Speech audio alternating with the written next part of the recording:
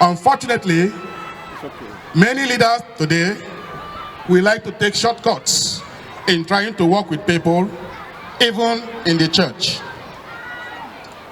These leaders are not so concerned about the well-being of the common good, but may also be more bent towards controlling the people they lead with biblical powers. Praise the Lord.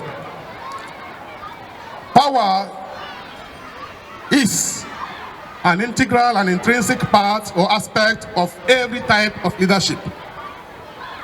The term abuse of power would describe an inappropriate and self-serving application of same power.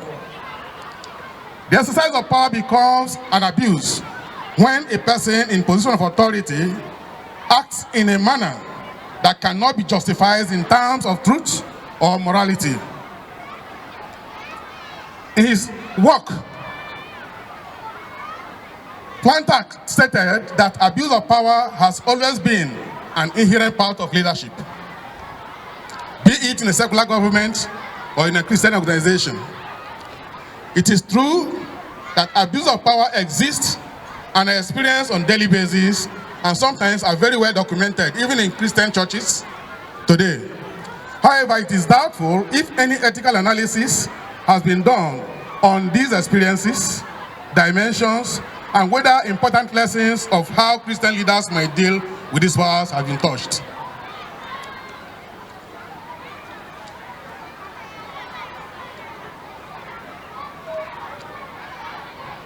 Power is like fire.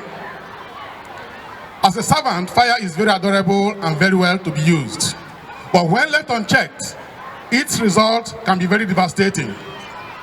We must face the reality that when mixed with the wrong motive and left unchecked, power is usually misused and abuse becomes inevitable. For Christian leaders at all levels, we must do more than just concern ourselves with abuse of power.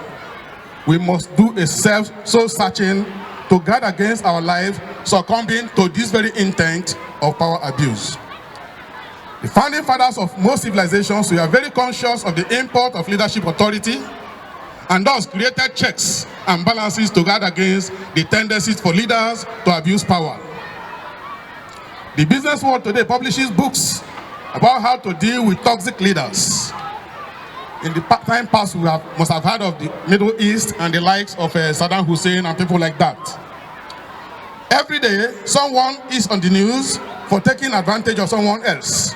In the same vein, there remains the potentiality for those in position of authority, including church leaders, to misuse and abuse power.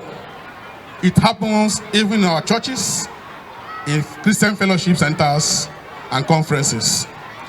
If we cast our mind back to Genesis experience, God gave the responsibility and power of caring for his creation to Adam and Eve, and they were originally designed to wield power and authority over the creation of God in love, in caring, and in peace.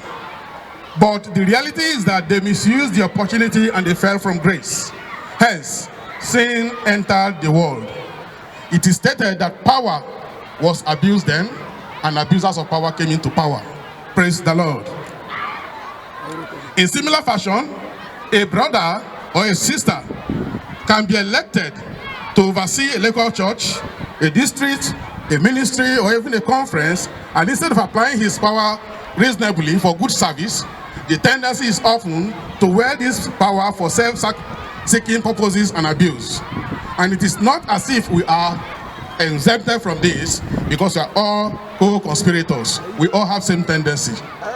We need to be watchful about power, the engagement and exercise of negative tendencies and brokenness not only manifests itself in our actions, but also in the system that we are creating. And those systems perpetuate the power and ultimately undermines the servanthood of our leaders. Therefore, even for believers, we must be conscious that there exists sin and evil coexisting with power. And we are not going to be so naive not to see that this sin and evil will impact on the people whom we lead. When a church leader and or pastor abuses power, it can be disastrous. Power abuse can lead into different kinds of sin, depending on where the abuser of the power is where the abusive power is exercised. It can lead to misuse of authority by church leaders over the congregation. However, when the abuse is manifested, how the abuse is manifested may differ depending on the person abusing the power and the local situation. Jesus showed us a better, more godly way to keep from being consumed by power, to wield power through the ministry of service. For example, after washing the feet of his disciples, Jesus turned to them and said, "Now that I, your Lord and teacher, have washed your feet, you also ought to wash one another's feet." In Philippians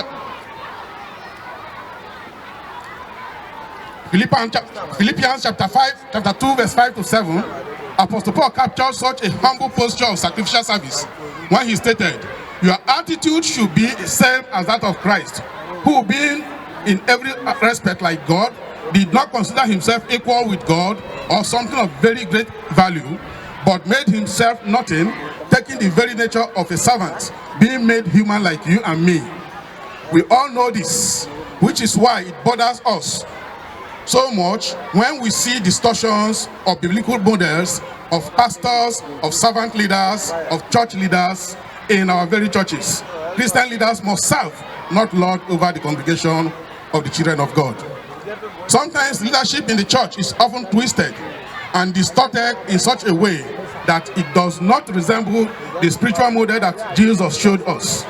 This is usually the case when the people want to control others.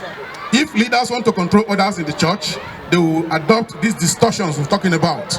This is unfortunate, but also a reality in many cultures, in many circles, in our churches, including this one we are in today. People like to control others. You may ask me how. In Christendom today, it is very easy to control others through hypnotism. It is easy to control others by coercion, by intimidation, or even by imposition of wrong scriptural texts. For example, by wrong scriptural text, a leader attempts to control people through inappropriate use of the Bible. Bible text.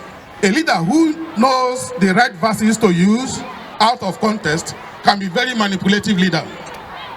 This is done through the practice of proof texting to carry out his personal agenda. It is usually followed by an Old Testament script that says, "Thus says the Lord." The Bible says, "Woe unto those who say, thus says the Lord," when the Lord has not spoken. But most leaders will use this, after giving you a text out of context, they will tell you, "Thus says the Lord," as an authoritative prophetic voice representing God himself. Whenever someone uses such scriptures to prove their point or their personal agenda, they typically do little twisting of the text to make it support their own personal gain, rather than God's agenda. The simple way to check on the proper use of scriptural text is to look at the context in general on how that scripture came about. A leader can also use coercion or intimidation. "I saw a dream. God told me," when God has not spoken to you, and you put one fear into somebody, and then you are able to do that. An example is when a leader wants to try to impress a top-down hierarchy. You are looking at those in higher authority, you want them to think that you are the best.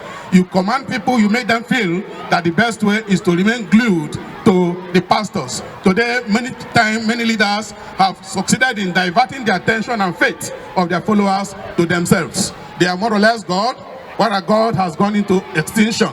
In fact, they boldly will tell you they are coming to do a business in partnership with God. I don't know what equity they have contributed, but yet they are in partnership. They don't remember that God gave them freely and they ought to give freely. Praise the Lord.